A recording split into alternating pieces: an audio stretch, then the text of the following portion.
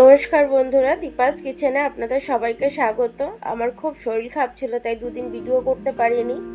তাই আজকে ফ্রিজে দেখলাম বাঁধাকপিটা রয়েছে, টাটকা ফ্রেশ বাঁধাকপিটা রয়েছে একদম। তো এটাকে দিয়ে আমি পকোড়া করব। তো চলুন আমি কিভাবে পকোড়াটা করি একটু দেখে নিই। আমি একটা গ্রেটার নিয়ে নিয়েছি। এই গ্রেটারটা দিয়ে আমি বাঁধাকপিটাকে ঝিরিঝিরি করে নেব, যতটা ছোট করা যায়। তো চলুন আমি কিভাবে করি দেখে নিই। আমি গ্রেটার দিয়ে গ্রেট করে নিচ্ছি।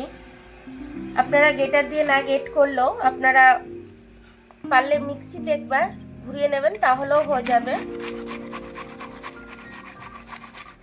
একটু আদা নিয়েছি আমি, সবটা আমি দেব না, কিছুটা আমি দেব। তার জন্য আমি গ্রেটারে গ্রেট করে নিচ্ছি, ছোট গ্রেটার দিয়ে। আমি এই যে দেখুন বাঁধাকপিটা নিয়েছি একদম এরকমভাবে কুচো করে। আর এই আদাটা নিয়েছি, আদাটা আমি দিয়ে দিচ্ছি এটার মধ্যে। কাঁচা লঙ্কাটা দিয়ে দিচ্ছি, অনেকটাই কাঁচা লঙ্কা নিয়েছি। একটু ধনেপাতা দিয়ে দিলাম, খেতে টেস্টি হবে। একটু ধনে গুঁড়ো দিয়ে দিচ্ছি 1 চামচের মতো। একটু জিরে গুঁড়ো দিয়ে দিচ্ছি, নাহলে বাঁধাকপিটার গন্ধ ছাড়বে, তো তার জন্য। একটু গুঁড়ো লঙ্কা দিয়ে দিচ্ছি ঝালের জন্য। দিয়ে দিচ্ছি খাস্তাটা হওয়ার জন্য। বেসন দিয়ে দিলাম, লাগলে আবার দেবো, এখন আপাতত এটাই থাক। স্বাদ অনুযায়ী নুনটা দিয়ে দিলাম, একটু হলুদ গুঁড়ো দিয়ে দিই। এবার এটাকে আমি মেখে নেবো খুব ভালোভাবে।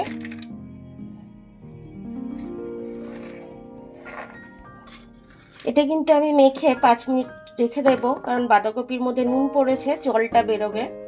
এই জন্য আমি এখন কিন্তু কোনো জল দেবো না এর মধ্যে।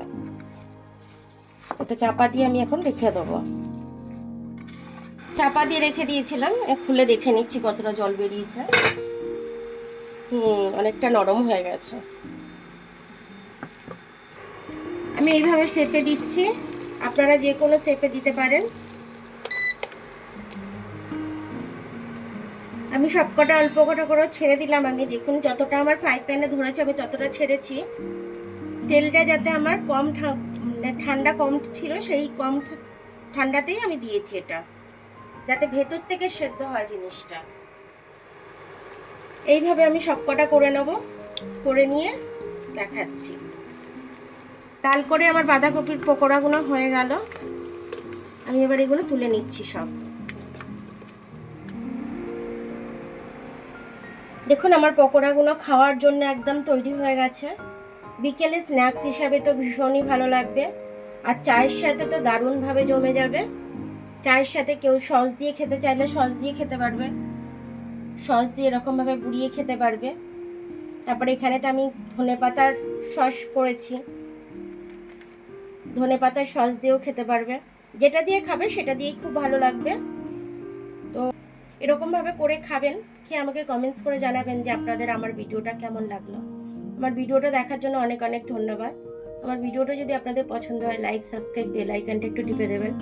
আর যদি ফেসবুক থেকে দেখেন, লাইক আর ফলোটা একটু করে দেবেন।